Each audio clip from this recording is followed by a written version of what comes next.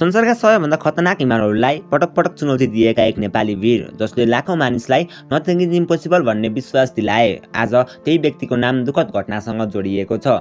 पाकिस्तानको बोर्डपिकमा आखिर यस्तो के भयो जसले विश्वकै उत्कृष्ट पर्वत आरोहीमध्ये निम्सताईलाई हामीबाट सदाका लागि खोस्यो? आज हामी यही घटनाको सम्पूर्ण पृष्ठभूमि बुझ्ने प्रयास गर्नेछौँ।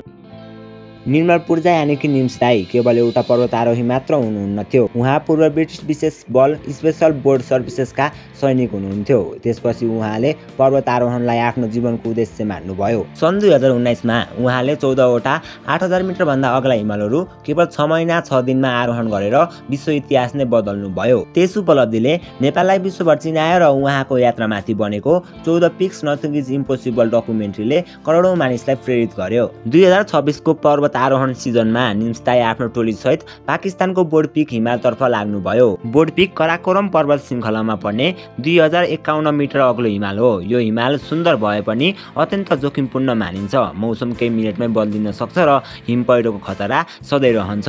त्यस दिन अन्तर्राष्ट्रिय टोली शिखरतर्फ अघि बढिरहेको थियो, तर अचानक सबै कुरा बदलियो। आरोहणका क्रममा शक्तिशाली हिम पहिरो आयो। त्यो हिम पहिरोले निम्सताई सहित 10 जना पर्वत आरोहीलाई बगाएको अधिकारीहरूले बताएका छन्। घटना भएको क्षेत्र अत्यन्त दुर्गम थियो। खराब मौसम, बाक्लो हिउँ र उच्च उचाइका कारण उद्धार टोलीलाई तुरुन्तै पुग्न सम्भव भएन।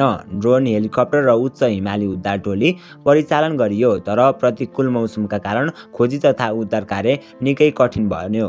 केही दिनपछि निम्सताई र अन्य टोली सदस्यहरूको निधन भएको पुष्टि गरियो। यो समाचारले नेपाल मात्र होइन, सम्पूर्ण विश्वका पर्वतारोही समुदायलाई स्तम्भबद्ध बनाएको छ। हिमालले उहाँको यात्रा रोके पनि सपना रोक्न सकेन।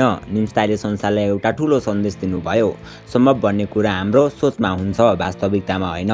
उहाँले नेपाली शेर्पा र पर्वतारोहीको क्षमता विश्व सामु नयाँ उचाइमा पुर्याउनु भयो। आज उहाँ हामी बीच हुनुहुन्न, तर हरेक हिमालको चुचुरो, हरेक नेपालीको गर्व र हरेक साहसी सपनामा निम्सताई सधैँ जीवित हुनुहुनेछ। हार्दिक श्रद्धाञ्जली निम्सताई।